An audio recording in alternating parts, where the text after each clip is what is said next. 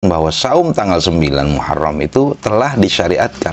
Saum ini selain memiliki keutamaan yang berkhasiat dapat menghapus dosa-dosa kecil 1 tahun yang telah berlalu, sebagaimana Rasulullah nyatakan, saumu yaumi arafah yukaffiru sanataini madiyatan wa mustaqbilatan. Saum hari Arafah itu akan mengkafaroti atau menghapus dosa 2 tahun, yaitu setahun yang telah berlalu dan setahun kemudian. Wa saumu Asyura yukaffiru sanatan madiyatan. Sedangkan saum Asyura akan mengkifarati setahun yang lalu. Hadis riwayat Al-Jamaah kecuali Imam Al-Bukhari dan At-Tirmidzi. Hadis-hadis tersebut menghentikan ayunan berpikir kita bahwa tidak ada lagi yang disyariatkan secara terang benderang pada saum Muharram itu kecuali 2 hari saja, yaitu tanggal 9 dan tanggal 10.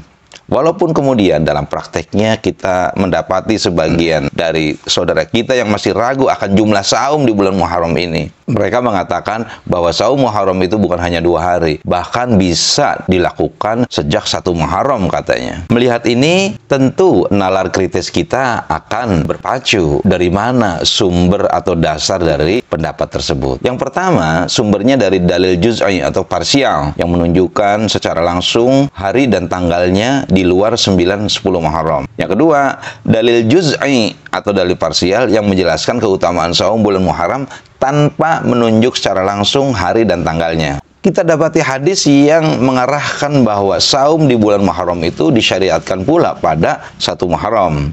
Namun hadisnya dhaif, bahkan palsu. Bagaimana bunyi hadisnya? Man shoma akhira yaumin dzulhijjati wa awwala yaumin minal muharrami. Siapa saja yang saum pada hari terakhir bulan Dzulhijjah dan hari pertama bulan Muharram, faqad khatamas sanati madiyata bisaumin wa iftatahas sanatal mustaqbilata bisaumin. Faqad ja'alallahu lahu kaffarata 50 sanatan. Maka ia telah menutup tahun lalu dengan saum dan membuka tahun yang akan datang dengan saum. Sungguh Allah telah menjadikan kifarat dosa selama 50 tahun baginya. Maka setelah kita menggali lebih dalam lagi, kita dapati dasar sumber kepalsuannya itu berporos pada 2 rawi pendusta, yaitu Ahmad bin Abdullah Al-Harawi dan Wahab bin Wahab. Kata Imam As-Suyuti, keduanya itu pendusta. Kata Imam Ibnu Al-Jauzi, keduanya pendusta dan pemalsu hadis. Maka kesimpulannya, hadis yang menjelaskan saum akhir Dzulhijjah atau akhir tahun dan 1 Muharram awal tahun itu merupakan hadis palsu. Tentu ini tidak bisa dijadikan sandaran amal. Dalil ini tidak bisa diamalkan mengingat sisi kepalsuannya tadi. Nah, mari kita lihat dalil juz'i saum tanggal 9, tanggal 10 dan tanggal 11 Muharram atau 3 hari, atau tanggal 10 dan 11 2 hari. Hadisnya adalah sebagai berikut. Saumu yauma Asyura wa khalifu fihi yahuda sumu qablahu yauma au ba'dahu yauman. Saumlah pada hari Asyura dan selisihilah orang-orang Yahudi pada hari itu. Saumlah sehari sebelumnya, yaitu 9 Muharram atau sesudahnya 11 Muharram. Hadis riwayat Ahmad, Al-Baihaqi dan Ibnu Khuzaimah. Sahabat Risalah Al-Muslimun, meski hadis-hadis tersebut diriwayatkan oleh 3 pencatat hadis atau 3 orang muharrij, namun semua jalurnya itu melalui para perawi yang sama, yaitu Ibnu Abi Layla dari Abu Dawud bin Ali, dari Ibnu Abbas. Dengan demikian, hadis ini bersanad tunggal atau gharib mutlak. Sementara secara kualitatif, hadis ini lemah atau hadis dhaif karena poros jalur periwayatannya tadi dari seseorang periwayat yang bernama Ibnu Abu Layla. Beliau ini berkualitas buruk hafalannya sebagaimana oleh Syekh Al-Mubarakfuri mengatakan, wa huwa Muhammad bin Abdurrahman bin Abu Layla Al-Ansari Al-Kufi Al-Qadhi. Dia Muhammad bin Abdurrahman bin Abu Layla Al-Ansari Al-Kufi Al-Qadhi. Abu Abdurrahman saduq su'ul hafdhi jiddan qalahul hifdhu fit taqrib. Abu Abdurrahman itu jujur atau saduq, namun su'ul hafdhi, beliau itu sangat buruk hafalannya atau sayyi al-hifdhi jiddan, sebagaimana dinyatakan oleh Al-Hafidz Ibnu Hajar dalam kitabnya Taqribut Tahdzib.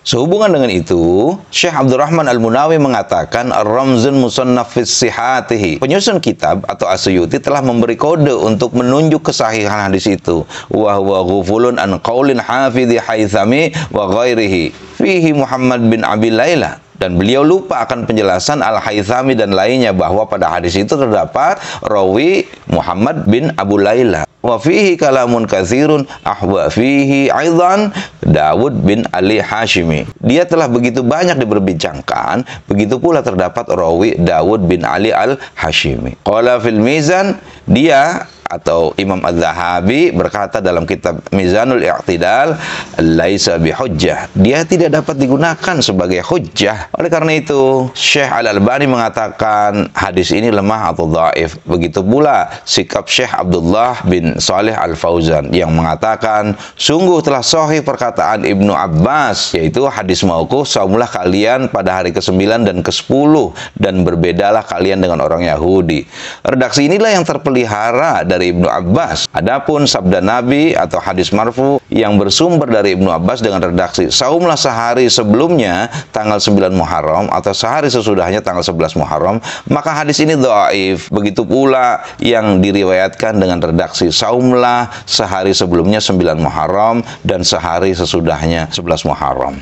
Sebagian orang berdalil dengan dalil juz'i yang menjelaskan keutamaan saum bulan Muharram tanpa menunjuk secara langsung hari dan tanggalnya. Hadisnya seperti ini, An Abi Hurairah ta'anin Nabi sallallahu alaihi wasallam qala, dari Abu Hurairah dari Nabi sallallahu alaihi wasallam, beliau bersabda, afdhalus siyamu ba'da ramadhani syahrullahil muharram. Saum yang paling utama setelah saum Ramadan adalah bulan Muharram. Hadis riwayat Muslim, Ahmad dan Abdullah bin Humaid.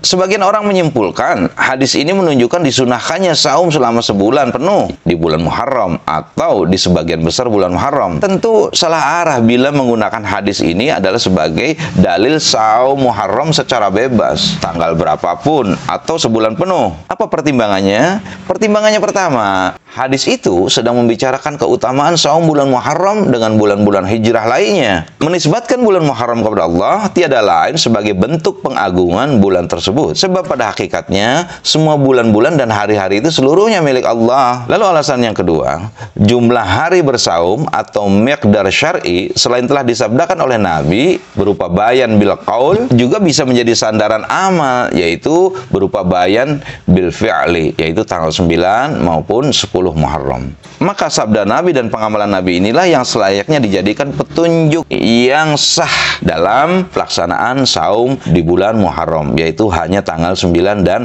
10 Muharram saja.